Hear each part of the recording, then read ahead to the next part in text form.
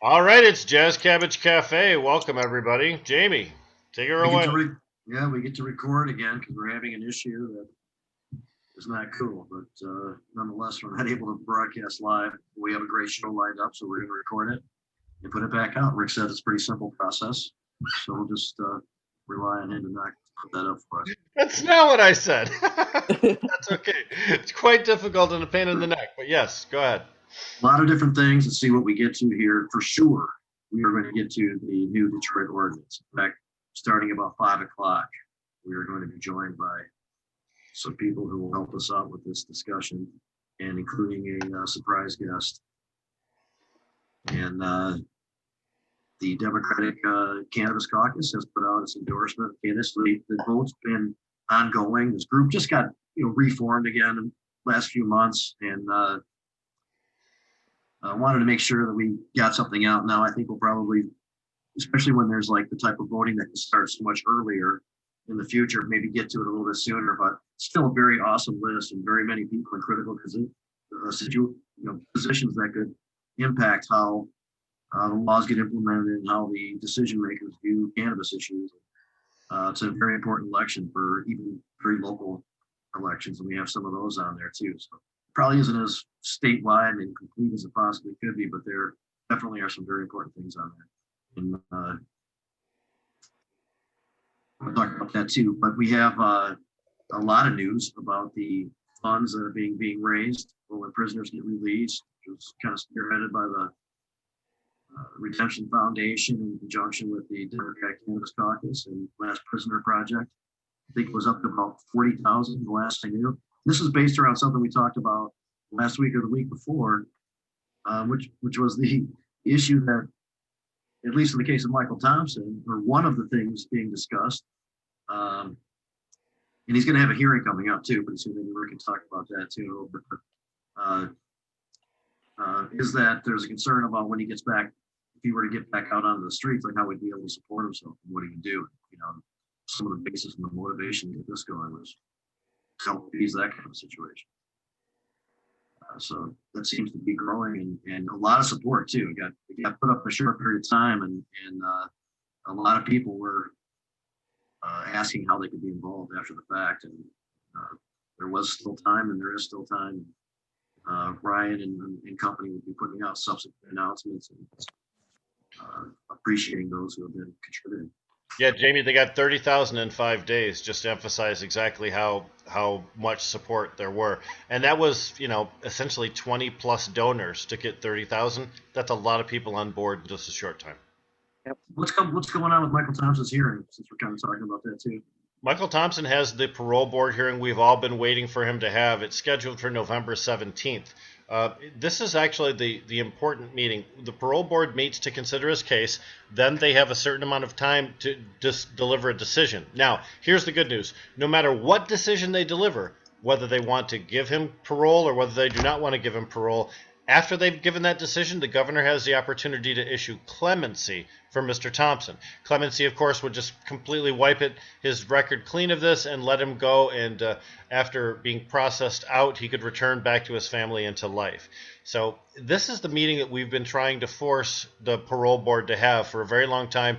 We were assisted by the Attorney General Dana Nessel, who issued a letter of support for Michael Thompson's commutation after having a meeting with the Michigan Democratic Party's Cannabis Caucus, actually the first meeting, and then the second meeting she talked about the letter. Important stuff.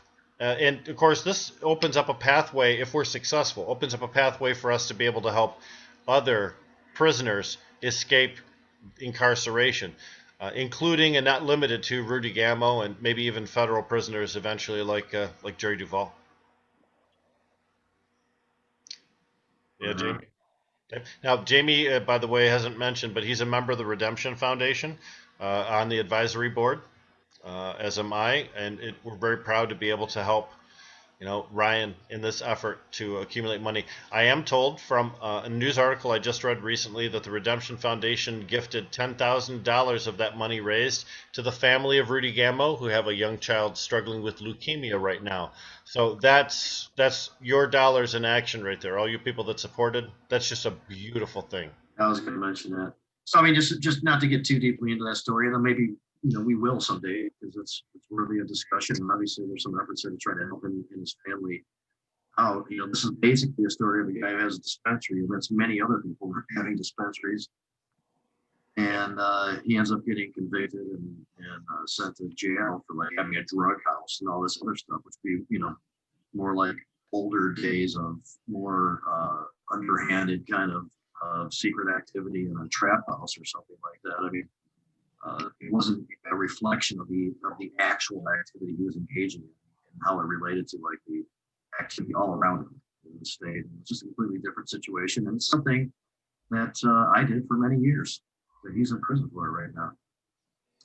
And many people are doing now under a license. A lot of us did it out of tolerance or local acceptance for many years and just didn't end up on that side of it. And of course, this his story gets into how Oakland County works with with multi districts and end up getting prosecuted in a different place under more harsh conditions likely. There's a lot to it, but he shouldn't be in there. It's the end result. No, that's really what we're talking about. And there's many different ways to support prisoners. Letter writing is one way. Making sure they have money on their commissary fund is another. Trying to help them get popped out of jail is another. Supporting the family directly, that's another way. When we start talking about how the community can help people who've been disadvantaged by the war on drugs, there's really no shortage. As long as you have an inkling to assist, there's a way we can find for you to help. So we hope you'll reach out, our viewers will reach out to the Redemption Foundation or the Last Prisoner Project or the Michigan Democratic Party's Cannabis Caucus to ask how you can help, and we'll direct you to the appropriate resource. We're soon going to have an account and be able to accept some donations too in the Democratic Caucus organization. Yep. Welcome to the conversation, Jim Salame. Thank you for joining us. We are recording again because second week in a row, same thing. I was hoping last week was kind of a glitch of Zoom. That's what it seemed like, especially when it didn't work on YouTube. And apparently there's something that is bigger than that. So we're recording again. It's for a later broadcast. Yep. I was able to knock that out, I think, on the same evening of our previous broadcast. So our viewers should still be able to consume this content in the evening hours tonight. Hopefully. Awesome. Hopefully. It's 4:20 in real time. It's probably much later by the time anybody gets to see this. Go ahead, Jim. I'm sorry. I was just saying, I came in on the Redemption and Last Prisoner Project news, and I heard they raised over $30,000, and I just wanted to throw my very quickly, and then many people wanted to jump in, and they raised more thereafter. Totally 40. We made a few posts, and there was a great response. Yeah, and that's going to continue, and there's hopefully this Michael Thompson needs to get out, but hopefully he's one of the first. He's just the first of many as we. Right. Yeah, he'll definitely need funds. I mean, you come out of prison with nothing. You do, but when you come out of prison to the open arms of a community who's willing to assist you and your family, who's willing to employ you, who's willing to make sure that you have all the tools and resources you can have to both be compliant with your parole obligations as well as having a pathway towards a better life without having to recidivize. So important to have that support. And when you have a whole community, like Rick is saying, behind you, it's going to make all the difference in the world. Especially a well-funded community, because there's things that come up and money, I hate to say it, but money is what solves a lot of issues. Oftentimes we find ourselves trying to identify people as advocates or as business persons, but in reality, many of the people in Michigan's cannabis community were advocates before they were business persons. Yeah. And they have that kind of advocate's still sense of responsibility and desire to do good for the people that they can clearly identify that need some help. So when a guy like Ryan Basor says, hey, I need you to pony up, people stand in line to do it, because it's in their blood. No masters of business administration gives you that. That has to come from your soul, okay? So it's not about... so genuine. People easily connect to it and feel very confident in that they're putting money in towards something that makes sense. There were a lot of people that wrote checks for MI Legalize, both in 2016 and 2018, that they probably wouldn't want their name associated with it because they would be concerned about business issues at that particular time, but their soul said, we got to help. Their soul said, let's do this, and they did. And that's how we're successful. People like Deborah Young said, you know what, I'll write a check with my ass and I'll go out there and That's right. pound the street over and Yeah. over and over. And then take those Listen, proceeds and donate to the legalization. I wrote checks with my bank account too, not just my I ass. know. You know, Both. Got you signatures, know what I'm saying. all Yeah. types of stuff. Yeah. That's right. Yeah. So Like I said before, with Redemption Foundation, there's lots of ways to help. If you have the inkling to contribute, we can put you to work. So Colin, you look like an old man or something, leaning back in your Barca lounger. Without a working computer where you can. Yeah, Without the computer. newest tech. or a Not working working. spine, it appears. You seem to be this like cat, like That's what I'm saying. Not that you're Just not brave. You chill. just look like you're melting into the car. yes, right. Well, Yeah. it's just like when I sit in this chair and I don't really have a good place like to sit for podcasts, like my neck kind of gets like annoyed. And so I'm like more comfortable back here. Or All right. because especially on Tuesdays too, because like Yeah. on Tuesday's Medical a special Mondays, day. I'm like looking at it like this the whole night too, and I wake up Tuesday and I'm like, oh, Did you guys hear annoyed. did you guys hear the I don't story about know. the guy who got busted? He was on a Zoom call, didn't realize his video was on, and he was Which one? Which guy? Yeah, Jeffrey. Yeah. Dahmer. He's a broadcaster, yeah.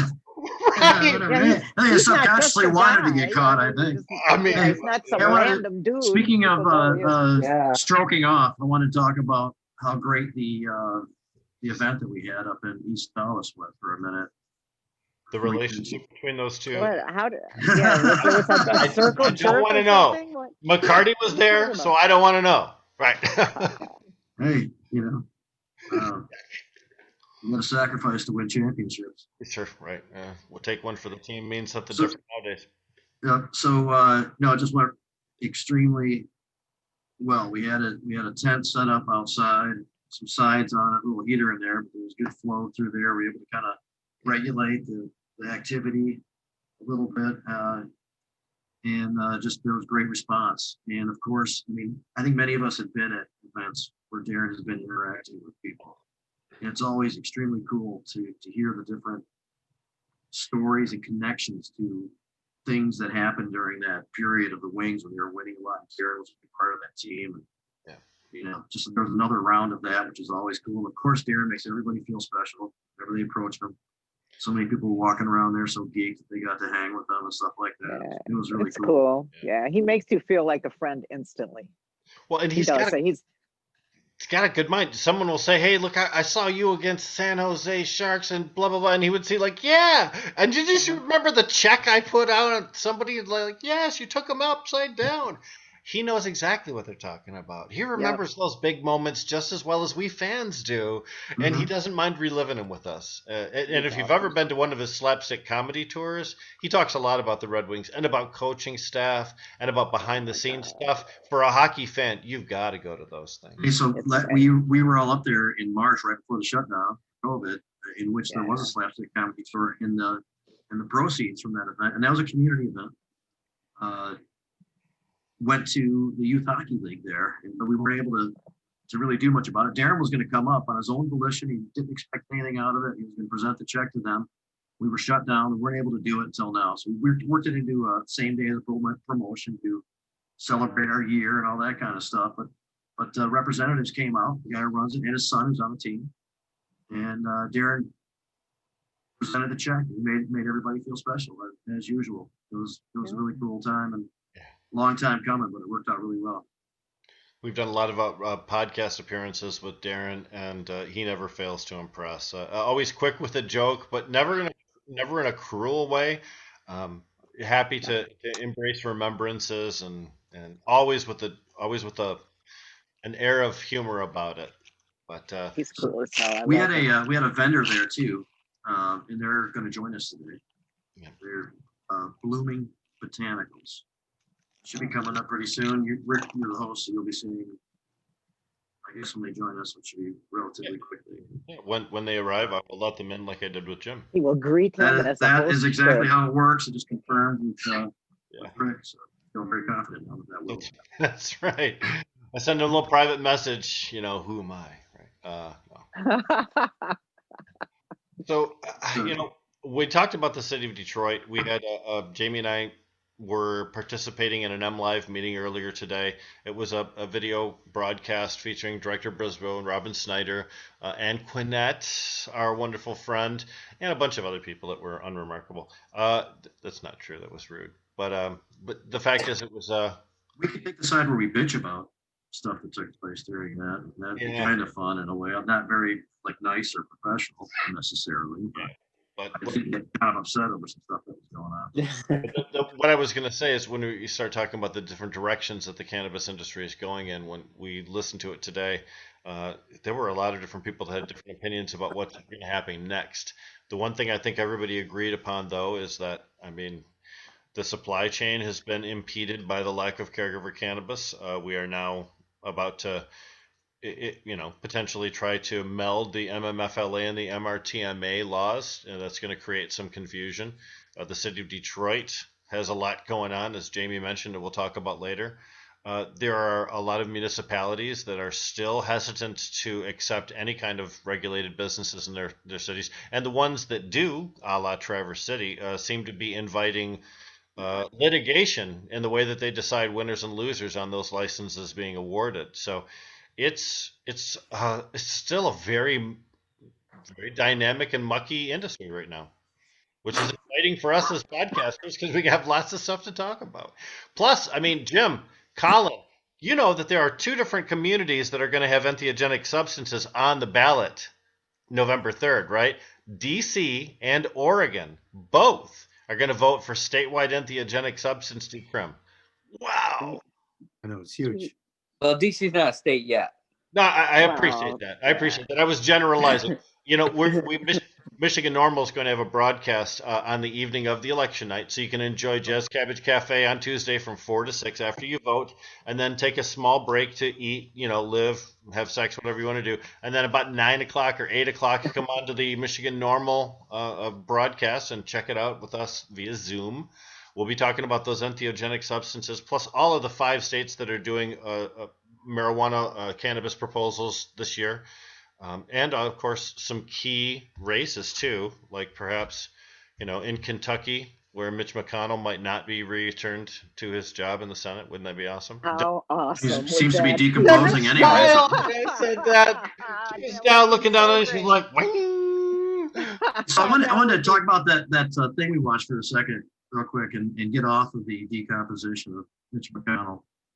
Oh, One guy there, he's affiliated with some of the educational programs. I think his name was Max Simon. Yes. And Green he Flower said- Media. Mhm. And there was a discussion of marketing and that type of stuff. And he said that's all good, but if you're going to do that and attract people to your store, make sure your staff is very well educated and able to give right. customer quality experience. That's something that we do at the Botanical Company. It's Yeah. right away. All right.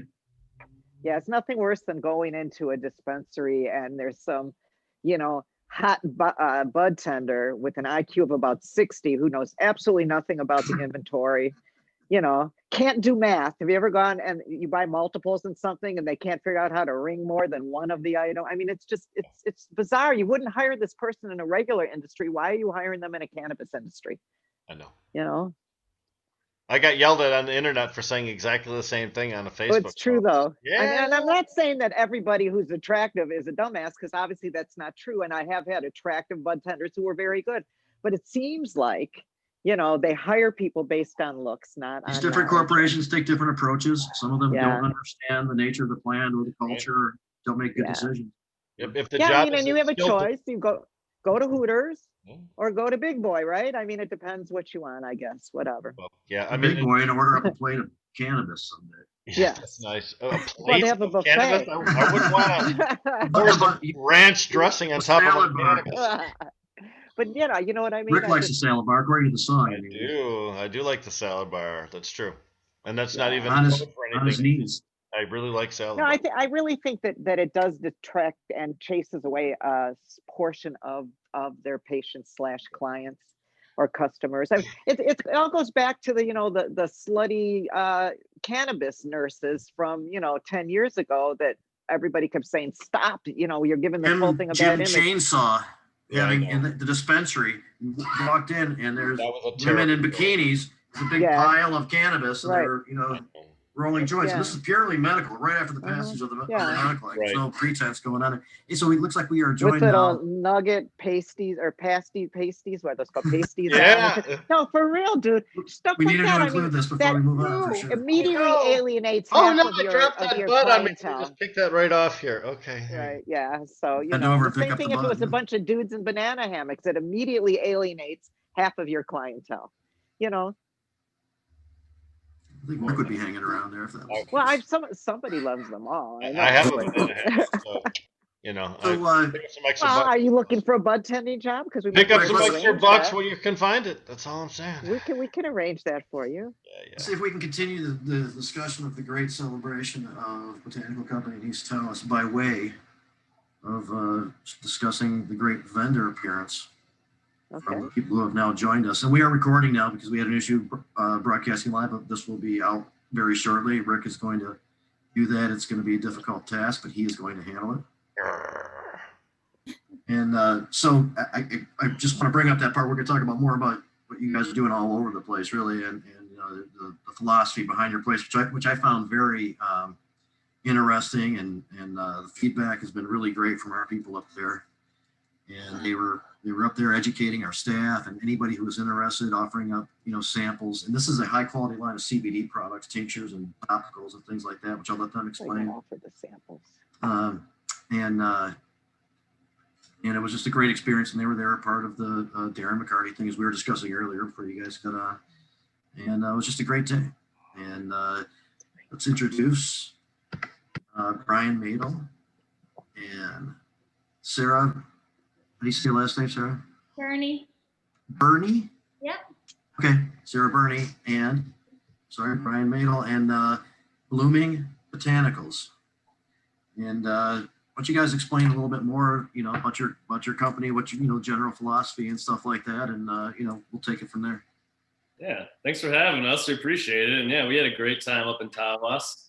It was actually, I think, my first time into town, so it's cool to see a nice little waterfront spot, but we loved it up there for sure.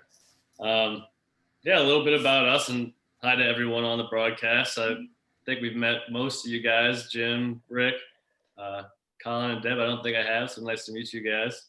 But yeah, we have Blooming Botanicals, our CBD company. We have our lab right here in Lansing, and we like to focus on our herbally infused CBD products. I know that for those of you guys who are up there, kind of found that we were able to infuse a lot of other things, herbs, and working with superfoods and things like that from our past to make a unique line that we can get into the hands of people who really care. And when it comes to the provisioning centers that we've been working with, and what we love about provisioning centers is that they really strive on education, which is a big part for us. And having that background with cannabis and how CBD works in general is always a great foundation, like you got your staff already had, and then kind of going a little deeper in what sort of other herbs and natural medicines, plant medicines you can add to incorporate and focus on specific needs. So Sarah here is, the wizard when it comes to nutrition. We went through the same programs, but she's got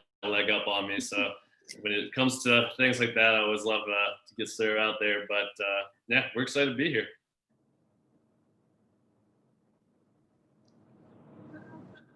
Radio professional. I know, every show it happens a couple of times. Usually not by me, that is true. So while I'm thinking about it, and as an aside, a great revelation took place during our discussions, and just take a moment off topic, and Sarah, let us know what your dad does, what he's into right now. Sure. I come from a very interesting family, all entrepreneurs, every single one of us. And my dad is currently building ukuleles. He was a builder his whole life and then retired and decided to build a ukulele shop. And let me just grab one off the wall. I'll show you. That is cool. So, How awesome is that? He creates musical instruments. Damn. Yeah, they're really cool too. Aw. Beautiful inlays. I'm gonna get one. Yeah, my brother is a glass blower, so here's a little Grateful Dead piece that he infused the glass bead. And speaking of that, describe your brother for a moment, because he's a big part of the community also. Definitely, yeah. He owns Global Glassworks. He's been a glass blower for about 20 years. Went to Oregon to learn how to do the trade and brought it back to Michigan. He's really big in the Michigan Glass Project, which you guys probably know about. And yeah, he's actually part of Blooming Botanicals as well. We have their glass in our store, and it is quite awesome. He's got a few really good artists working with him. Definitely.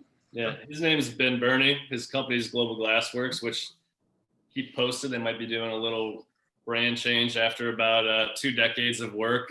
He's the savant who's very modest and involved and gives to everything, but he's about to make his, I think, first website. He's been in business for 20 years. He's also the only person on the planet, to our knowledge, who can make what they call the DNA cane. It's like helixes inside of the tubing itself. So he does a lot of collaborations, and they sell like their prep work, but phenomenal stuff. And he's also a world traveler. You go down to Jamaica, you'll see hundreds of people with his beads that he's passed out all over the world. So definitely a cool character, cool person to have on the team, even on the back end a little bit. It's a great story. Wow. It's cool to have those discussions this weekend. That was a nice part of everything. Yeah, that ukulele too was when Dave, her dad, came down when we were living in Costa Rica. Got some teak and managed to smuggle 75% of it in. Made some instruments out of it. 75%. It's on the airwaves now. Very nice. So Brian, too, we have crossed paths in the past. Well, you've been at like expos and things and panel discussions and things like that, discussing hemp. Yep. So what kind of stuff are you still doing that? Obviously there's not as many of that, much of that stuff going on, maybe some, online type stuff, but what do you generally discuss? And yeah, well, obviously the last few years, we didn't have too many events this summer. We've been in cannabis since, it's been medical. We were growers the whole time, kind of in the caregiver setup, and we're looking into licensing. But as all of this was unfolding, the hemp revolution kind of started. And prior, Sarah and I had our health business and a superfood product. So we found like it was a perfect mend to get started with like all of our backgrounds and environmental research and everything. So that is kind of where we started. And pre-Farm Bill, CBD was, and still to an extent is, the wild west of the industry. Cannabis has gone through its growing pains too, but oddly enough, has a lot more time, at least in modern history, with some form of legalization. But it wasn't until like 2014 the Farm Bill passed, and only a few states had that. So we kind of got started with our product. We did a big beta test and worked on a lot of formulations and pre-Farm Bill in 2018. And in that period too, there was a company that had brought her brother and I in to do some consulting to try and work with farms and find labs that were going to be a sustainable product, great quality and supply chain. And there just wasn't much information, let alone a great place to go find this product online or elsewhere. So the great thing about it was it sent us around the country for them, got to visit lots of labs and lots of farms and kind of learn the ins and outs of the industry on different scales where, I would consider ourselves still a relatively small business. And so we got to see kind of the micro and macro of it all. So at the beginning, it was kind of just like educational of what we're seeing in the industry, what's going around nationwide.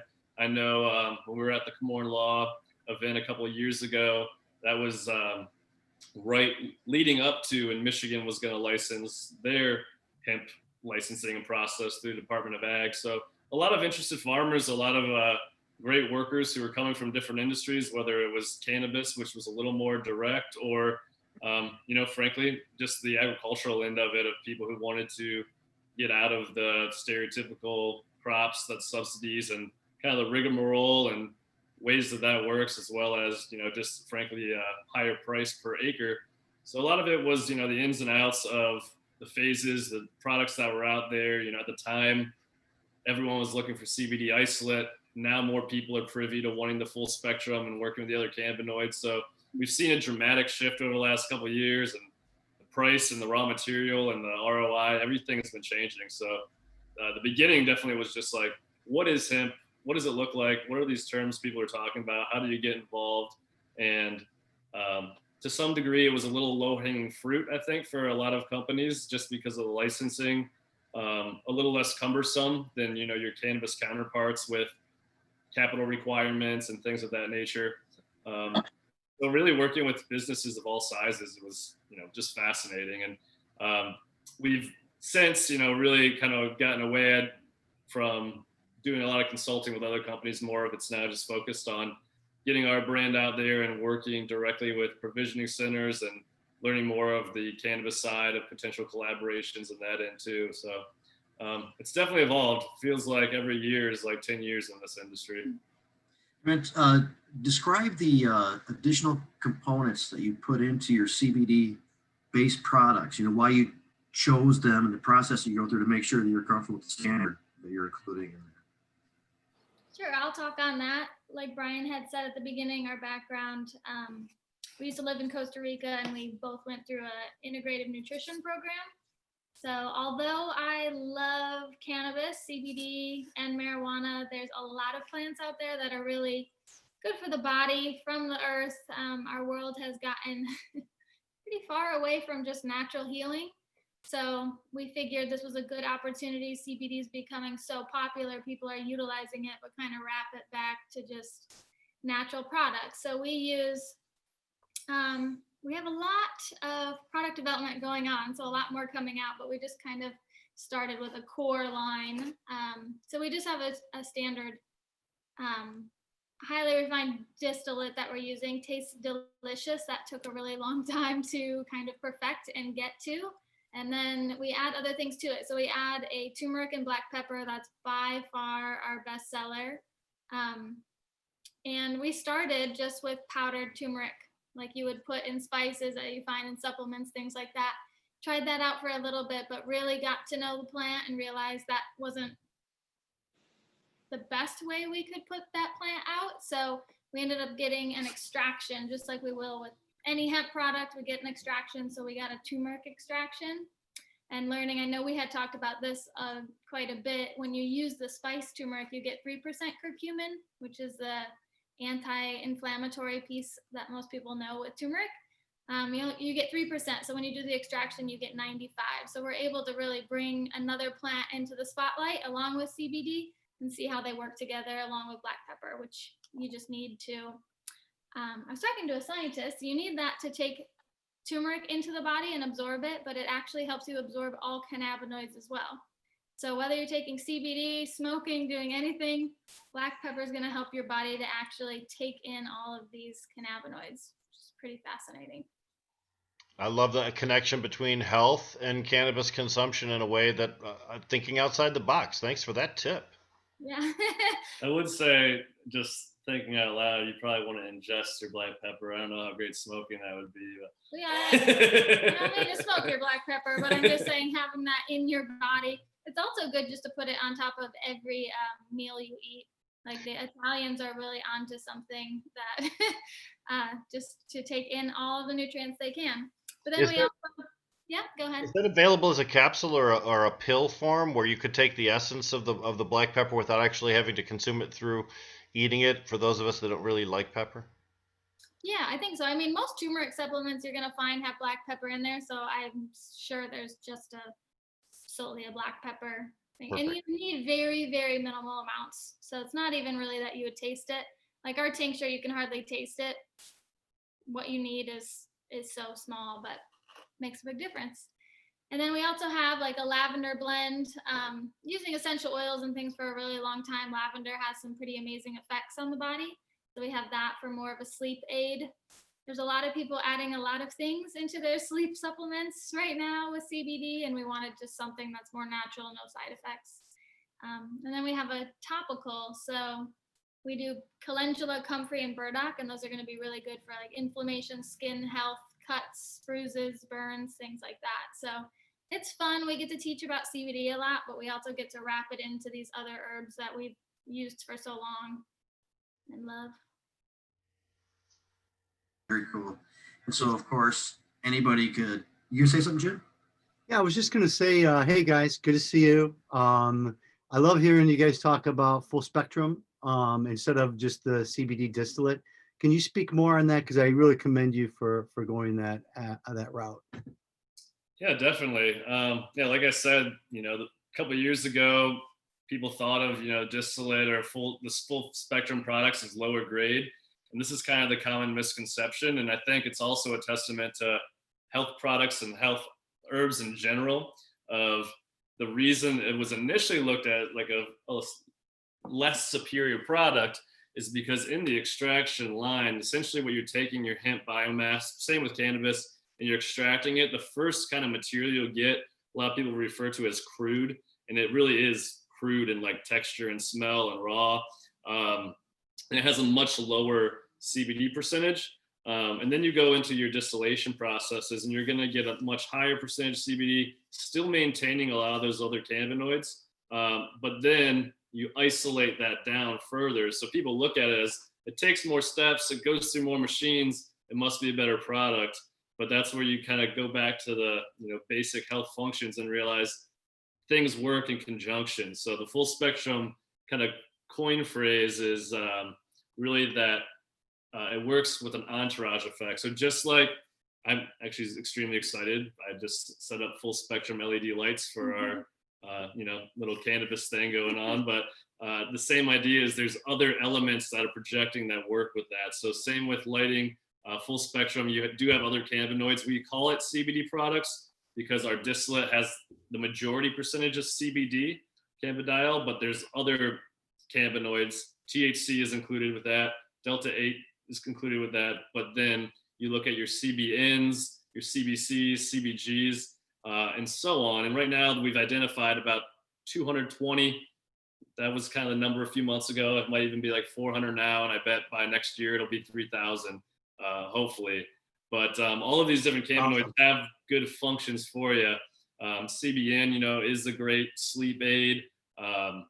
CBG, they're looking at for more gastrointestinal, as well as everything. Obviously, you can't make claims, but when the cancer research develops, a lot of these other cannabinoids have effects that you might not get solely from CBD or solely from THC. So they work in conjunction. And like Sarah said with the black pepper, different other herbs can increase the bioavailability. So same with the isolate versus full spectrum. Just because it's there doesn't mean it's actually being functioned in your body.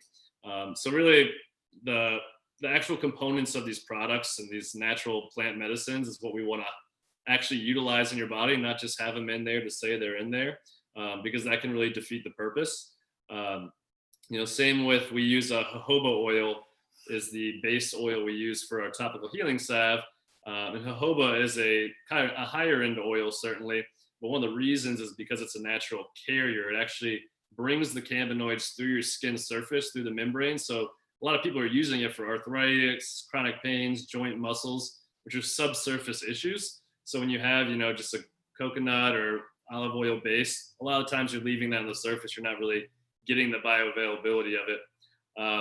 The last little bit on the isolate too, when you look at how it actually functions in the body and is received, there's a bell curve of optimal dosing. And dosing can be, something that's tricky for people to dial down for their specific body, weight, whatever their issues are. But you can actually, if you say, okay, I want it more, now I'm taking a 10,000 milligram isolate tincture, it actually could be less effective than a smaller amount because of that bell curve. You pass your optimum window. Full spectrum, on the other hand, has a much wider spectrum, if you will, of kind of adequate dosing too. So you have a greater chance of hitting that optimal use for your body. That's good. That's good to know for sure. Yeah, and there's other formulation strategies that are kind of coming out, and things that we're looking into, especially when you talk about the minor cannabinoids. Those minors are what make up your full spectrum. So as the science comes out and we study more, we're going to find that isolating or at least distilling specifically for those. I know CBG is getting more popular now in CBN, but when you can kind of iron down some of those things and put them in a formulation while still having that full spectrum approach is going to be, I think, the future of it all.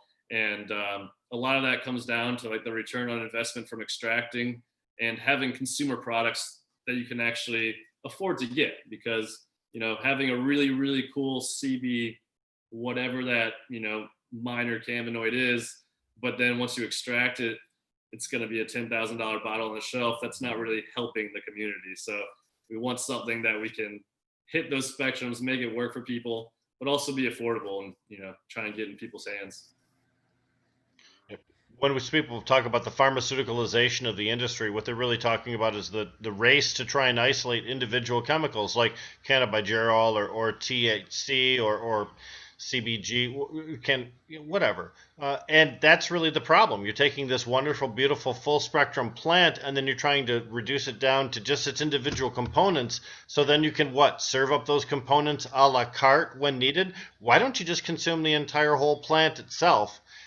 As a consumer of the cannabis plant, I love it when I get a nice big nug. I'm not always so sure what I'm getting when I get some refined products. What was left off? What was taken out? What was not re-added later on? Am I missing that? Is that part of the spectrum?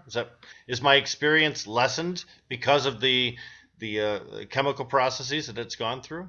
Those are Yeah, I think that just takes it right back to really what our belief is. I mean, we're both health coaches. We grew up studying food and nutrition. It's like you can isolate vitamin C all day, but would you rather have that or the real food? Like nature is always smarter than us. There's a reason things grow with all their components, and we should be, having whole foods, not just, just the juice or just a piece of it or a pill that's going to deliver, one small 10% of what is coming into a plant. Yeah, and when you look at a medicine like cannabis in general, that's been so phenomenal for 10,000 years. I don't think it was like waiting for like 2016 for someone to isolate it, be like, oh, now we figured it out. Thank you, cannabis says. No. So obviously anybody could grab at random one of your products off a shelf from anywhere in the state and determine that it contains what it says it contains.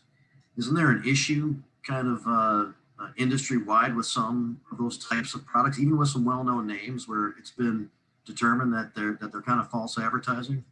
Yeah, certainly, we've definitely seen that, and never talk bad about a brand, but just whatever brand anyone's choosing, always look for the third-party test results. We have the QR code on every product we have, so you can scan it and not just see raw material, but post-production test results, batch number, expiration, all those things, so that you're obviously seeing, is there more minors, full spectrum, but also is the dosage what it should be. And I think that's in the new industry, the education for the consumer is really important, because we want to guide them with what's obviously we say is in there, but also make dosing as easy as possible for someone who's not privy to cannabis or CBD to begin with. So, we also use graduated droppers on our dropper bottles, which seems pretty standard, but you'd be surprised. Not everyone has that. If you actually use a dropper and try and fill up to 1 milliliter, it doesn't always get there. So people can be very confused. And some people, first time they say like, oh, just 1 drop under the tongue. It's like, well, no, a whole dropper. So having the actual dosing is important. And then obviously what's in there, is it tested? Obviously, a full panel test result is imperative, because just like cannabis, I mean, it is the same plant, marijuana and CBD, and to some degree, but they do pull things from the soil. So your heavy metals and things like that can be in there. And some CBD is obviously smokable too. So depending on how you ingest it, you can run into all sorts of issues if you're working with an unhealthy product. So that's definitely something we've seen. Some people, just buying things that have less quantity than they're expecting is a very unfortunate kind of side effect of it as well. But, this always harkens back to kind of what we talk about from the food and nutrition and just agricultural component of it all in general. When you look at marijuana and CBD, the baseline of, essentially almost no parts per millions of heavy metals, pesticides, all of those sorts of things is what we're saying our baseline is. If that was adopted by, food and agriculture, most of our grocery stores would be empty. So I really commend this industry just in a whole, because you don't see that everywhere else. Most of the time you're bending regulations to make it as loose as possible to get them on the shelf, where we're operating with one of the strictest consumer products I think you can think of. And that with the licensed provisioning centers, grows and processing and marijuana too, it's the same thing.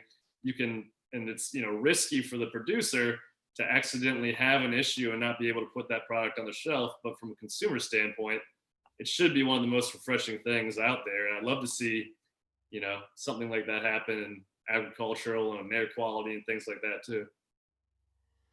Jamie and I were just on a call earlier today with the Marijuana Regulatory Agency and some other folks too, and the standard in Michigan was discussed for our cannabis industry, and our standard was identified as one of the toughest in the nation. And that's something I think we all knew as participants in the industry, but that does give our consumers a little bit of an edge over those in other states, I think. Absolutely. I think it's a huge peace of mind. And, you know, we found that just what's required on a QR code nationally for test results, Indiana had the strictest rules. So when we were combing through all of the states, we decided go with the strictest states so you're compliant everywhere. And hopefully the other states get to that, you know, mandatory level or minimum quality, and then you're already there. But, you know, for us, we were going to do it regardless because it's a passion project as well. But I think that you just don't see it in so many other industries where people have to comply to that degree. So I was really really impressed with everything this weekend, and we're looking forward to having your products in our Lansing store, which will hopefully be up and running pretty soon. And a few days thereafter, we may have a little bit of a promotional kind of a you know, event for the opening, depending on how we can engineer that. And I think we'd love to have you guys there again, as you were up at our place in East Tawas, and show your products to our clientele in Lansing. I think it's going to go over extremely well there. Absolutely. Anything else? Birthday. Anything else you want to add? And then definitely let people know how they can check out your website or wherever you'd like to, whatever you'd like to say. Yeah, sure. I mean, again, I just appreciate being on here, but the biggest thing for us is to take additional health potions, if you will, different herbs, different medicines, different superfoods, and kind of concoct something that's going to be really interesting and helpful for the consumer. So we're always taking recommendations as well. We have a laundry list of products we'd like to roll out. We've hit about 2 years now with our core line, and really want to expand with some interesting stuff that's not out there. So we're always open ears, and you can find us obviously in botanical company dispensaries around the state, as well as some others. And you can also find us online at bloomingbotanicalshemp.com is our website. We do have e-commerce, and we can ship nationwide. Our Instagram is also at Blooming Botanicals Hemp, and it's a fun, entertaining follow. Sarah also has an amazing food blog where she's taking a lot of our old health recipes that we used to create and add our CBD in them, with some beautiful food photography as well. So something that's pretty engaging. And keep an eye out for our giveaways too. We do every month. Up until now, we've done a giveaway. We partner with a different theme. So this month is a yoga theme. So we have some yoga products, mats, mat sprays, water bottles, and we love to work with the yoga community a lot as well. So if you're in that space, definitely check it out. It's the last few hours of it. Last few hours, apparently. I don't know when this is actually going to go live, but we also, we're in talks of starting a YouTube channel, so that may come soon. And if Pinterest is your thing, we have a pretty active Pinterest page as well. We're kind of everywhere but TikTok. That's okay. Most of us are, maybe Colin hangs out around TikTok. Most of us are kind of old and outside of that scene a little bit. Colin looks like he picks up the dance moves on TikTok all the time. He's a regular. He has his own TikTok show. I'm sure. It's I'm like gonna give I'd watch. Dogface a run for his money. Okay, so we don't even know who that is. Real person. TikTok stuff. Anyway, man, I look forward to seeing you guys again soon. Millennial. And really enjoyed this weekend, and thanks for coming on here. And it's really a lot of really good information, and people are going to enjoy hearing about your product and your philosophy and what's going on in the hemp industry. Thank you very much. Really appreciate it. Yeah, thanks for having us, and keep up all the great work. I know you guys have been pinnacle throughout the years and getting us to where we are today, because we always look at, again, CBD being part of the cannabis industry as a whole, and coming from there, pioneers like yourselves have allowed us to get where we are as well. So commend you all. Thank you. Thank you. Thanks so much for having us. Thanks a lot, you guys. Talk to you soon. Take care. Bye. I absolutely love the photo bomb at the end with the little cat there. That was awesome. Should be. The next guest should be wanting to come on in the room here any moment now. Yeah, when they do, I will hit them in. So Jim, when Jamie and I were on the call earlier today, I mentioned a couple times today, a conversation was had about people attempting to convert CBD to THC. I had not even heard that was possible chemically. Do you have any insights into that, Colin or Jim or Deb? Anybody? No, you know what? I don't. I hadn't heard about it until today. Me But neither. my first thought was, so fucking what? Don't make a big thing about it. Right. Well, that would be their Exactly. excuse to crack down on CBD. Yeah. Oh, they Right. could Every convert it gas to that. station's going to get closed down now. So that's So yeah, so like THCA converts ultimately, to this or that or whatever, and it behaves very much like CBD. So maybe there's some chemical change that can be forced that's been figured out. I wouldn't be surprised. But so I thought what? that it could kind of like in like hemp plants or something. There's like a period where it could go too hot or something. Yeah. But Yeah, I but don't I know. don't think that's what they're talking about here. I think it's slightly different too. no. If you have Okay. if you have a jug of CBD liquid, turning that into a jug of THC liquid and then going, yeah, Like water into I wine. mean, I could. it's I a invoke a miracle. miracle. I've never heard that myself. I've always heard like CBG is the stem cell of the plant. So the plant starts out producing CBG, and then the CBG will determine the rest of the profile of cannabinoids.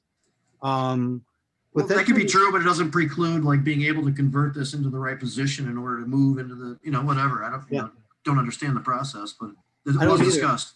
Yeah, it's pretty interesting though. And you always hear about like flower that matures, it does get a little bit more THC, more CBNs, I think, come about over the course of its, As the THC degrades, right? Yes. As it degrades, right. Yeah. I mean, there's so many things we don't know about this plant. This is, we're only touching the tips. I'm just thinking of chemically the profile. Just the tip. CBD to Just only the tip. to THC. What you'd have to do in order to change that molecule, you'd have to remove pieces and then replace pieces. So that's either a heat treatment in order to break molecules down, or some kind of a chemical instigator that would connect different molecules onto a chain.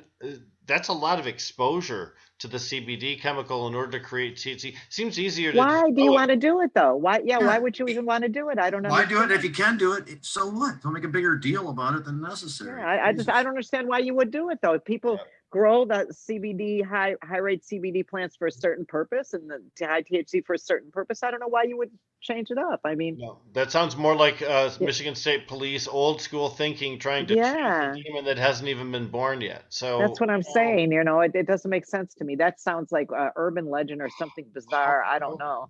But they were having conversations. Sounds like a kind of cop a level. thing. But they were having conversations at this kind of a level about it. This is a cop thing, it sounds like. So they want to shut down the CBDs by saying it could possibly be turned into THC. So it's a possible danger. It's like with DNA and how they can replicate and match up and change things. Might be that sort of deal. I don't know. I'm skeptical. I'll have to see a little bit more on this subject. You waving at us, Jamie? What's up? Latoya at our next guest, but you can consider some of that, directed toward you in a very nice way. All right. We're all waving at Deb, actually. Person that's been on for an hour already. Hi. Oh, Latoya, welcome to the broadcast. As you can see, we're a little silly right now. Oh, nice. Nothing wrong with that.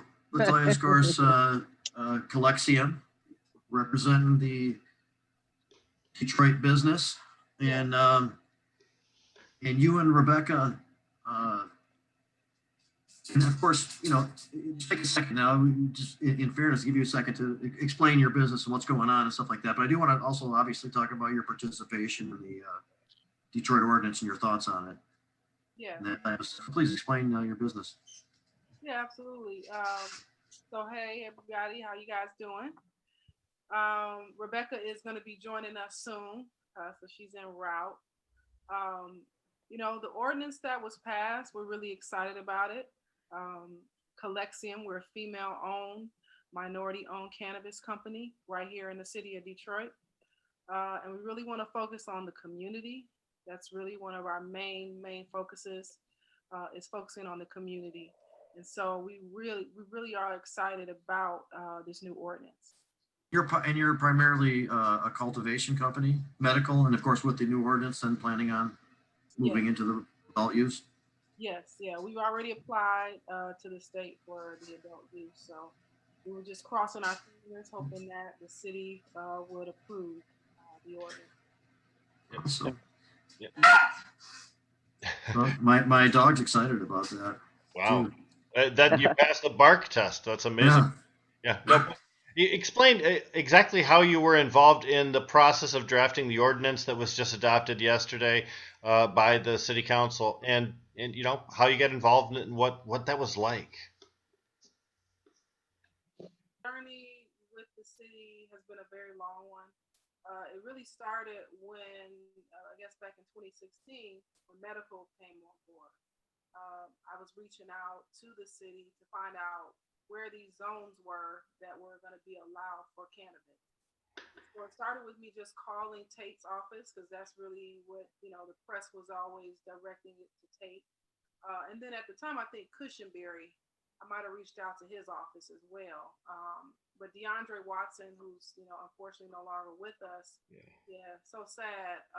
He was the person that I was talking to back in 2016.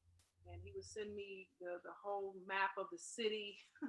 And I'm like, I don't know what I'm looking at. So Right. a lot of back and forth of just trying to understand how it all worked. And so that's really where the relationship started. So then once DeAndre kind of knew that I was really interested, he would send me updates on things. And so most recently, when they started the work groups, is when I got a lot of correspondence about these work groups that were taking place. And so I really wasn't as involved as my partner, Rebecca. She was really involved in really writing some of the ordinances. Me, I just was standing in the background, just observing, seeing what was going on, keeping my eyes and my ears open, So it was really interesting to see how it all happened. It was several different work groups that were formed to focus on various aspects of the ordinance. And in the beginning, it was kind of chaotic. It was just so many people wanted to define certain things, and some of the things just couldn't even be put into the ordinance. So it had to be carefully, looked at by the law department to make sure that everything that was being done was legal. And so once that took place, they were able to carve out some really specific language about, what is a legacy Detroiter, what does that mean? And define that, be able to put some language in there talking about if you have a criminal record. So, we were at the press conference yesterday. The mayor had invited us to come. And so I got a chance to speak, which was really I was nervous, but it was cool. And just kind of tell our story. That's what we're really doing, just out here telling our story, letting people know who we are and what we're trying to do in the city of Detroit. What do you think? I want to ask something really quick. What do you think changed the mayor's mind on this topic? Because the last I saw him speaking on cannabis, he really was against the whole idea of cannabis in the city of Detroit. I mean, he couldn't even say the word without grimacing. But what do you think changed that? So it's interesting. When I was there yesterday and the mayor, kind of walked in, and he was just like, this is a big day, big day. And he had mentioned that someone, I guess that works closely to them, was using CBD. For their knee pain and really swore by it. So I really think, just like with a lot of politicians, it's those personal stories that hit Yeah. home that really help change their mind. I can't say that that's the specific thing that changes mine, but I think that has a lot to do with it. And then when he gave his presentation, I don't know if you guys saw it, but he talked about the percentage of Detroiters that say yes, you know. And so I think from a political standpoint, if you want to continue to stay in office and get the support of, you know, your constituents, it's important to listen to them and hear their voices. And it was overwhelmingly, you know, yes on you know, marijuana and adult use of marijuana in the city of Detroit. So it was like 63%. Yes. So that's a huge number. You can't really ignore those numbers. Yeah, he seems to have done a complete turnaround. It's an awesome thing to see that, because I was really worried about that at the beginning.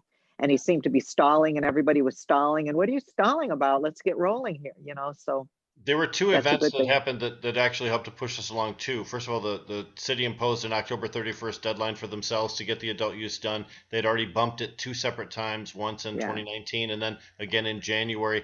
But also Director Brisboe just recently announcing that adult use only businesses would be allowed in 2021 instead of making people Right. wait till 2022. So that provided an opportunity for the city of Detroit to say, now here's a brand new license type that we can now offer to people that didn't depend upon the MMFLA system, which we could set some new parameters on. So a unique set of circumstances gave them the opportunity to move forward, and I'm glad they did in a bold way. Yeah, me That too. was one thing. So, you know, You mentioned that by the MRA changing that, that really helped push what they were trying to do forward. hey, so you mentioned that you specifically that the you know, the lawyers in the process, you're very aware that they were going through it carefully to make sure that everything was legal. Have you heard about potential issues, potential legal challenges? Yeah. So I heard there are a few groups that are trying to, you know, sue the city. But like Tate said yesterday, you know, they're going to fight. They're not going to just, you know, sit down. They're going to fight this because they really believe in the fact that, you know, 50% of Detroiters should have a stake in this industry. Hey, Q. Hey. Hello. Joined by Anquinette Sarfo. Q talked about this a little bit earlier today on the MLive broadcast a little bit. I thought it'd be really cool. She joined us here today. You invited her. Wonderful. You did Is this great, this by the our way. surprise guest? Oh, Our surprise guest. Not You're only- the surprise Our surprise guest. guest, and Colin's Really? waving. He's awake. Yep. So Colin, Awake now. Oh, I'm sorry. No, but Q, And, today on the M Live broadcast, not only were you the most intellectual speaker of the whole group, but you also look fantastic. Compared, we were sort of commenting on the backgrounds the other people had, where one person looked like he was sitting at his mother's dining room table, and another looked like he was in a single probably gentleman's was. apartment that was still in construction. So, you know, just what a wonderful display. It was an interesting presentation today.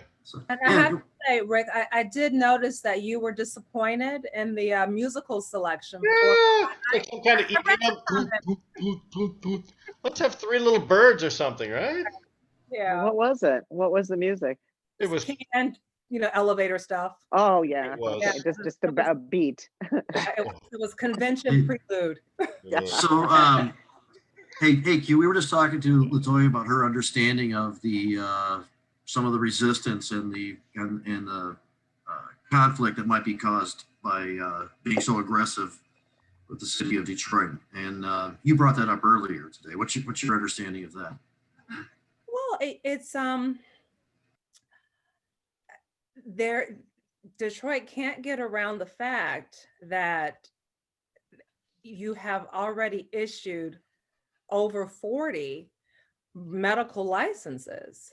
And so these are people who have followed the rules and were in compliance with the law, and now their businesses are in jeopardy. I don't know the workaround. I support communities being able to draft legislation and ordinances that are in the best interest of their communities.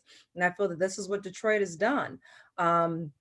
But I wonder what will happen to those 7 or 8 people who are medical licensees, who got into this with the expectation that they were going to be issued adult use licenses, and now they won't have that opportunity. So it'll be interesting. Shouldn't they just increase the number of licenses available? If you go from 75 to 90, and then you cap 45 medical only and then 45 new social equity recipients, then you've satisfied everybody and you've almost alleviated your need for lawsuit, right? Well, maybe, because I still think that people, even the medical places, that business model isn't sustainable long term, because more and more people are going to give up their cards. They're already seeing that. So I would just say, and especially once they merge the acts, because we all know they are going to merge the act, So once they merge the act, then pretty much I would think that every provisioning center should be on equal footing. So I would just say have 90, provisioning centers, and they're all adult use slash medical. And Detroit at one time had almost 300 viable provisioning centers. And nobody was complaining and everybody was having a good time. I, you know, is 90 so bad over versus 75? And also, should Detroit possibly look at the fact that there are some licensees that have more than one location? Is that fair? So I don't know. I mean, I have to, it's, as someone who no longer owns a provisioning center in Detroit, it's interesting to just look at it from what's in the best interest of everyone involved. And so, Rick, to your point, I think increasing the number would at least alleviate some of the litigation that may be headed their way. And outside of that part of the discussion, it is generally viewed as very positive, like a pretty bold move to really give teeth to finally allowing some people an opportunity to take advantage of a new emerging industry who otherwise had a difficult time in participating in such a thing. And so we like this. Yeah, I agree. Yeah. And again, communities have the option of writing laws in the best interests of their residents. And when you look at the fact that 80% of Michigan has opted out, Detroit is still the largest market. And honestly,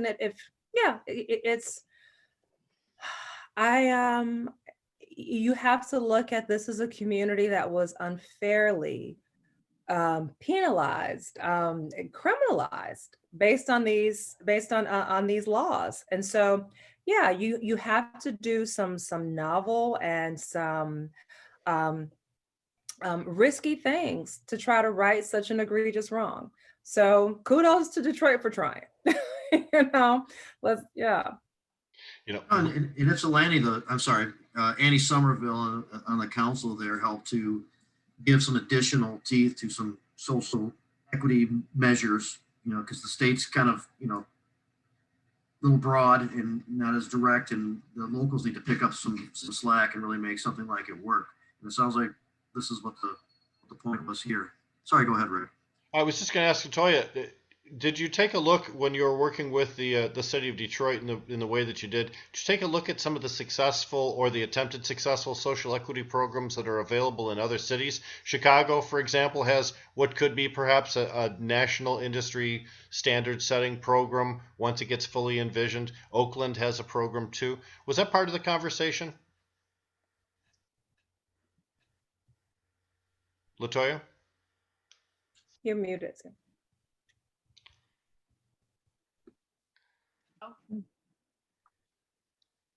Hello. We got you now.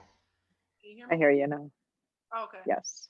Yeah, so definitely we looked at Illinois. That was a huge influence, and Oakland for just the guidelines and to see exactly what's going well in other states, that what's working for the social equity applicants. Absolutely.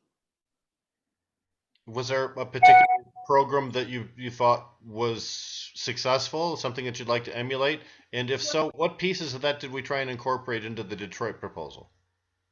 Yeah, so that's more Rebecca's specialty. Okay. But I will say that I know Illinois has gotten it more right than any other market. But I did recently read an article where there are still, you know, some people unhappy. So I think at the end of the day, everybody is not going to be happy. But for the city of Detroit to move that ordinance forward, you know, the council wasn't going to agree to it if it wasn't that 50% of Detroiters. And I think they will later, you know, revisit that number. I think that number is going to increase. But there is no cap on cultivation, so that's good. There is no cap on processing, so that's good. Mhm. But I think, you know, I remember back when it was 300 dispensaries, the community was up in arms. And what I was told was that a lot of people were told to come to Detroit because it's a free for all and there is no infrastructure in place. And, you know, those people weren't in compliance. They weren't paying taxes to the city. They didn't have certificates of occupancy. I mean, they, you know what I mean? It wasn't a real, to me, a business, because in order to be a real business, you need to have a license, you know? So that's just my 2 cents. Right on. Yep. You know, Detroit, in being part of Wayne County, Wayne County's got a very large population. Just outside of Detroit, there are a lot of communities that are adopting adult use programs ahead of Detroit, essentially getting a head start on the market that Detroit eventually wants to dominate. Was that a factor too in moving quickly on this ordinance? The fact that you had other communities that were you know, kind of jumping the gun ahead of you? Yeah, I think so, but I also feel like they didn't want to rush it because they wanted to make sure that Detroiters were a part of the conversation. Mhm. So I will say that I think the time of it all, it took so long, is because you had all these people from the industry trying to weigh in on what, you know, what was suitable. And like I said, at one point it was just a lot. You know, you had all these work groups and everybody was, you know, I'm a legacy Detroiter, or no, I'm a legacy, you know, just all these different, you know, people just kind of speaking up. And a lot of people were upset, like I said, because they had dispensaries before and they had to be shut down, you know. So, you know, about that a little bit, you know, the city of Detroit is culpable as much as anything. These businesses were proliferating for a long time, and they didn't do anything about it, anything reasonable or sensible for many years. Yeah, and a That's one of the lot of reasons people I- pumped a lot of people pumped a lot of money into buildings and really made some nice dispensaries. So Q, you're on the board of the Michigan Cannabis Industry Association. What's the general feel from the statewide industry perspective on what's going on in Detroit? Well, it's I guess bittersweet. You know, obviously as an organization, we champion and support and really worked hard for social equity, and that means something. As you know, many of the membership, there are two industry organizations out there, and there are some that are. Ours is formed and mostly of advocates and advocates who went on to enter the licensed industry, and then there are others who feel that it should be a club exclusively for big places. So to your point, what was, I'm sorry, maybe I should put down the wine. It was just the perspective generally of the organization. Okay, so you know, so it's so on one hand, of course, you know, you support social equity and municipalities opting in with the plan that addresses social equity. On the other hand, you know, we are an organization made up of licensees. And these are people who went through the process, who were vetted, who went through substantial financial and personal hardship to have a spot in this industry. And that they could possibly be shut out is something that gives us great pause. I have to acknowledge that. So yeah, so it's how can you be on the fence? I guess we're on the fence. I mean, but we have to acknowledge that social equity is was our goal, and social equity will hopefully be achieved in this instance. On the other hand, we have members who may be adversely affected and substantially affected, and so we hope to work with the city to come up with some remedies. It's only, we're not too far apart. It's not like you're talking about 20 licensees. You're talking about, less than a dozen, maybe even like 6 to 10. So hopefully there is a resolution that could come, and there is a discussion that can be had to get to that resolution. But our membership supports social equity access and social equity programs and adult use being implemented, being opted into in Michigan. So overall, a win, but a win that still has a few challenges to overcome. So assuming those things get ironed out as we hope, this is still an excellent, pretty bold model for other places to follow, to just go for it, try to get people, lifted up and involved into this. Right, because think about what could have happened if Detroit knew that this was the way they were going. Imagine if they would have just stopped at 37 licenses and then just held off on that to keep going. It's to give people false hope. And so there has to be a way, but that 50% of Detroiters own the businesses in their communities, duh. Yes, absolutely. At least 50, at least 50. That's great for communities. That's great for the industry. I came to this as a patient, and we helped a lot of patients, and people want to walk into a business and see people who are familiar to them. It's just human nature. It's just human nature. So we are all connected by community. And yeah, when you have the biggest gold rush of our generation, and you have a community that feels cut out of it, that's not right, and that's not sustainable. So no, so this is, of course, this is the way it should be done. But now let's try to rectify some of the casualties in the process. Latoya, did you want to jump in on this conversation? Because it's an exciting one. Mhm. Well, I was just thinking back to Q, the meeting that we were at with the mayor and how he explained it, which I don't know if it would apply to those 6 or 7 that you were speaking to, but them partnering up with social equity applicants. And so that way, he also mentioned being able to co-locate in one location, having adult use in one side of this dispensary and medical on the other side, but partnering with a social equity applicant. I thought that was a really great idea. Yeah, it is, but it's unfortunately, I shouldn't say unfortunately, just the matter of it is, this is a capitalist society, and so you're asking people to sort of like embrace non-capitalist ideals, and it's I hope they do.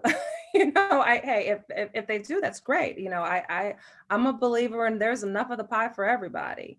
But I've also had a lot of conversations with a lot of groups in this industry, and they're not always so charitable. So, and that's the reason why Detroit has been the subject of litigation. And that's just, and litigation, doesn't help anybody. I mean, the stopgap measure in this is if there's litigation, nobody gets a license, so everybody loses. So I hope that there are some more charitable businesses out there who will embrace that concept. I guess I don't know, as someone with a business that we went our separate ways, I know that even the best partnerships have their issues. Especially one that's forced, if you were sort of forced Yeah. to make a joining.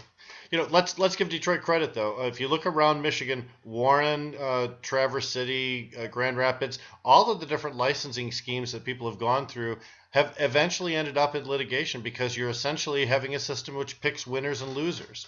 So to a certain degree, I'm glad that Detroit said, I don't care about the litigation. Let's just get this right, and we'll sort the court problems out later. To me, that's the kind of bold leadership we were hoping for from the city for the last 3 years. Yeah, it's pretty aggressive and it's good. So as you're talking about the separation, Latoya, of like medical and the adult use side. As Q mentioned earlier, we hope that not during lame duck, but at some point relatively soon, there's going to be an effort to homogenize anyway. So the distinction will be in maybe the branding or the presentation of the product line. I mean, even though it'll all be adult use, there certainly will be people paying attention to catering to the health and wellness approach and medicinal approach. So that's kind of how I envision it in the future. Not too long from now either. I think we're kind of headed in that direction. So there's. Yeah, I was just looking at it from a standpoint like, there is a viable pool of people in the city of Detroit that, have been in the industry, maybe more on the gray market side of things, that may not have the capital, to really start a business, but know the industry, know the culture, have good products. And so if you have someone that is from out the city that has those finances, then maybe somehow some sort of partnership. Sure. There could be some good relationships through that process that could work, but it'd be nice if there was a source of funding too that had less strings attached to really help uplift this situation as well. You know what?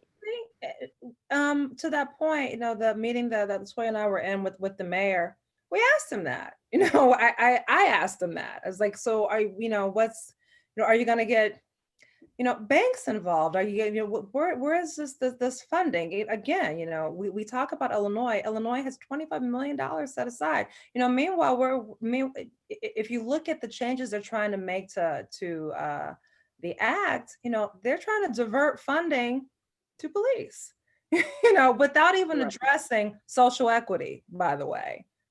So Right.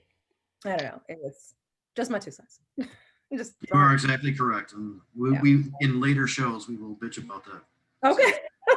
Awesome. We'll bring you back on to jump in with us. Yeah. Well, we bitched about that before. That's a common topic. Yeah. Money for the cops is no.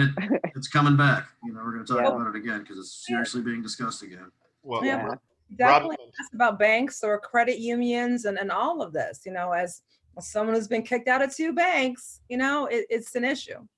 You are involved with the Marijuana Regulatory Agency with their social equity program. And one of the things they talk about doing is having mentoring programs between successful businesses and up and coming businesses. Is that something that on a statewide level would benefit these social equity applicants in the city of Detroit? Sure. But I have to say that I'm not, we all are working on different topics and areas, so everybody has their own focus. So I'm not well versed on that one. My work group was focused on expungement and health disparities and communities of color. So, but I know that everything that they're talking about, everything from incubators to mentorships, and again, funding those types of things, and also kind of.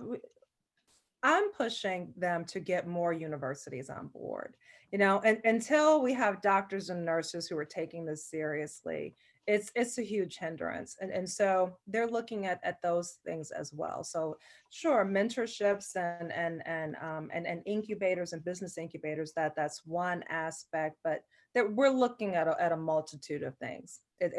There are 22 subjects, by the way. There are 22 different things that they're looking at. So it's quite an extensive list. That's amazing. Latoya, you were nodding your head pretty vigorously there. What other tools are maybe being floated around that might be of assistance to those new legacy Detroiters that might want to get involved in the industry? I'm sorry, but you're on mute, my dear. No, she's not. I'm not on mute. Can you hear me? No, We can, I yeah. can hear you. Oh, it must be something going on with the connection. I'm not sure. Can hear you now, though. Yeah. So yeah, I'm in total support of the incubator model. It's working in Oakland. There's a young lady. I think her name is Amber. Supernova Women. Like I said, she's in Oakland and she's doing some really awesome things where she's setting up. She's got this huge warehouse and it's going to be a commercial kitchen. They'll have places to teach people how to grow. There's several aspects of the industry. So I think an incubator is really what is needed, and that's what I'm pushing for. Incubators, it would be one way to shuttle some of that commercial cash into a social equity advantage, right? I mean, the incubator program essentially works with businesses who already have liquid cash to be able to help, right? Yeah, I think there's a myriad of ways it could be probably established, and that definitely is one. Sure. I just want to throw out there that one thing that I think that we have a great opportunity on the work group is they're looking at different license types and expanding license types. So, everything from a dedicated chef's license, for example, and any, if you want to throw any ideas my way, let me know. But if there are some opportunities that are not being addressed within those license types that are already out there, they're looking at that because you have some people who are out there. There are a lot of cannabis chefs out there, so why not find a way to let them do this in a legal, regulated way? So yeah, so one more thing we're looking at. Well, when we crafted the legalization program, we created a much more streamlined and affordable way to get into the commercial side of the industry itself, as opposed to the MMFLA, which was created by the legislature specifically to keep people out by establishing ridiculously high fees and unbelievably strict background and fitness checks. So One of the issues we have with the idea of homogenizing the bills is we need enough time to determine that things are going to bend in the way of what's more broad and liberal that's been established to the MRTMA and not be peeled back to MFLA type approaches. And the ability of the legislature to add or amend a proposal while it's in negotiation through the House or through the Senate is very troubling. Just as I didn't feel President Trump was the right person to name a successor to Ruth Bader Ginsburg, I do not believe this legislature should be given the opportunity to mess with our voter-directed initiative. Either one of them, the MMA of 2008 or the 2018 MRTMA. Neither should be given to this group of people. They're not trustworthy. Say what you really feel, Rick. You know I always do. You do. So You do. that's part of being me. So It's not easy being Rick. that's true. That's true. Gotta have big shoulders. But the fact is, it was a great presentation today. Thank you for participating in what M Live did, Q. What do you have coming up that we should be watching out for? You talked about, by the way, a new version of your high tea program. Let's talk about that. That was kind of a news article, I thought. Yeah, thank you. After I did as some people may know, I did my curiosity, which was an educational tea party for women, which was held at a bed and breakfast in Detroit. But after COVID, I couldn't do that. And after the summer annual with the MICIA, I had a provisioning center, suggest that I try to convert it, to an online thing. And maybe they wanted to do one online for them. And I was like, well, maybe I should just do it online for everybody. and so, you guys know Alyssa Satori, who is another advocate. And so now she works with Curaleaf/Select. And so, she offered to, she's like, if you really want to do this, we at Select would love to kind of help you. And so because of Select sponsorship, we're gonna go for it. We're gonna try it. So we are gonna do it on January. In January, it'll also be the kickoff of my line. I'm gonna start my line called Culture with the Qulture.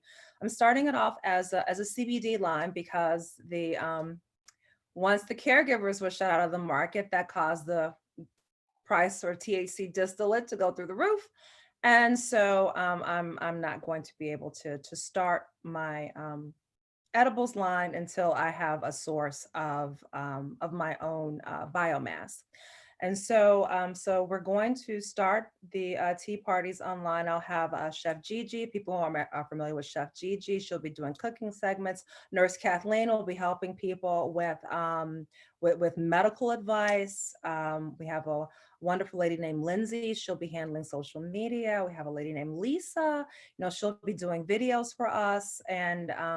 And then Jessica, who is the owner of the Copper House, she'll be handling all the Zoom platforms. She'll be producing those segments. And so we're gonna start off on a soft launch on my birthday, November 20th. Rick, that's a very familiar day for you too. Yes, Yeah. it's me. Yeah, so we share a birthday.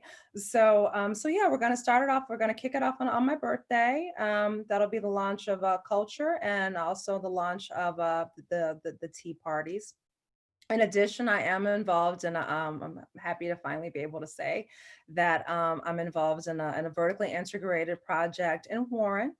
So we're projected to have 2 Class C grows and our provisioning center on site. It's a great family. We're teaming with a family, which is beautiful. And hopefully we'll be able to also have a consumption lounge eventually. And in that consumption lounge, we'll be able to do more educational programming. So yeah, it's so that's what's going on now. So right now I'm in packaging Hades. You know, doing stuff for the CBD line. I'm really excited, and along with my work with the racial equity group with the state, I'm hoping to do some research projects with some universities, some Michigan universities. So I've been I'm gonna start driving Councilman Tate crazy. I've already told him, like, look, I've got some research projects that need to be handled, and I want them, you know, done at Wayne State. So help me with that. So that's what I've got going. I think that's everything for now. That's a lot. So yeah, I'm sure it is. Yeah. Yeah. When you have it in your soul, when activism and advocacy and the love of the plant and helping people is part of who you are, if it's part of what your personality is, you're always going to be busy doing that. I'm glad to hear that you're on our side. Thank you.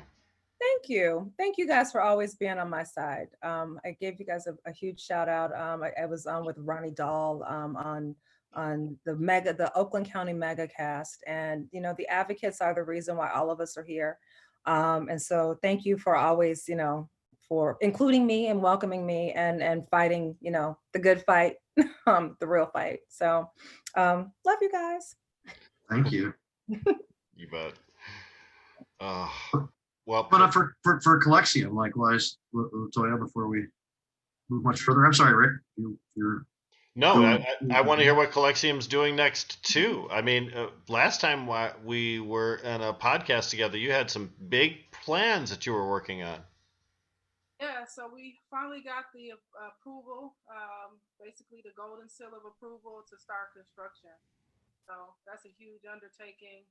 Been meeting with consultants and engineers and architects and things of that nature. So really, we don't want to take on too much other than that. We want to make sure that is done right.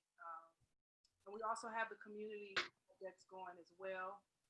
We're now a nonprofit organization as well. So that's a huge project. We're buying homes that sits on the same street as our building. We're really reaching out to the community to see exactly what it is they need from us. And so we've come up with an agreement. So we're going back and forth on that. But yeah, that's what we're doing. Can you explain exactly what you're doing with the building, what the business model is, your bud and breakfast thing that you got going on, plus the expansion that you're doing? So not a bed and breakfast. No. We're not doing cultivation. Cultivation, sorry, my bad. cultivation and processing. Right. So we're applying for 2 Class C, 1 rec, and 1 medical, as well as the processing. And then we're also, as far as on the community side, we're going to be putting in community gardens. We're going to be able to have some shipping container models. So community, we can do workforce development program. So we're kind of looking at it from a real holistic approach. Community gardens. That's what I was really thinking of when I said the other thing. But yeah, it's exciting, and you're doing that all in the city of Detroit. All in the city of Detroit, all in District 7. Yes. Fantastic. So much opportunity out there. It really is. Our industry is just ripe with choices and chances.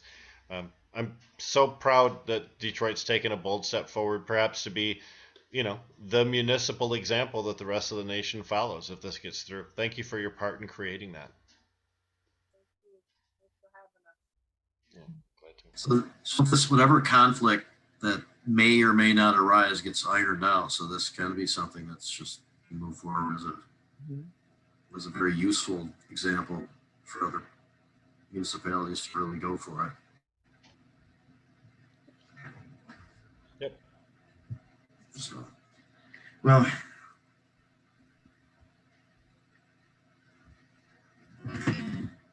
might be time to start winding down.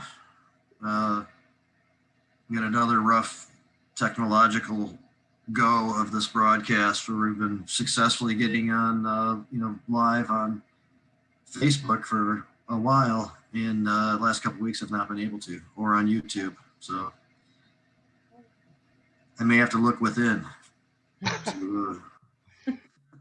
Might have to call a help desk perhaps and get some, advice. I told you we just need a techie. Yeah, we do. Because I'm sure it's something very simple, Jamie. Seriously, it can't be anything real. There's no possible way I could figure it out, especially. No, it's something that is just evading your brilliance. I'm looking way past it because I have way too cerebral for whatever. Exactly. Thing is. But I'm sure it's something that we're just something very small that we're just not noticing. I don't know. But we will, of course, we are recording this. It will be put up live, both on YouTube and on our Facebook page, and you'll all be tagged in that as well too. So a great discussion. I really appreciate the information you guys provided us on this. How can folks get a hold of Collexium?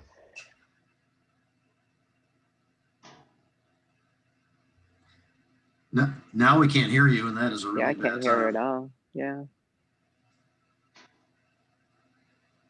Try it now. Hello. Yeah. There you go. I hear you now.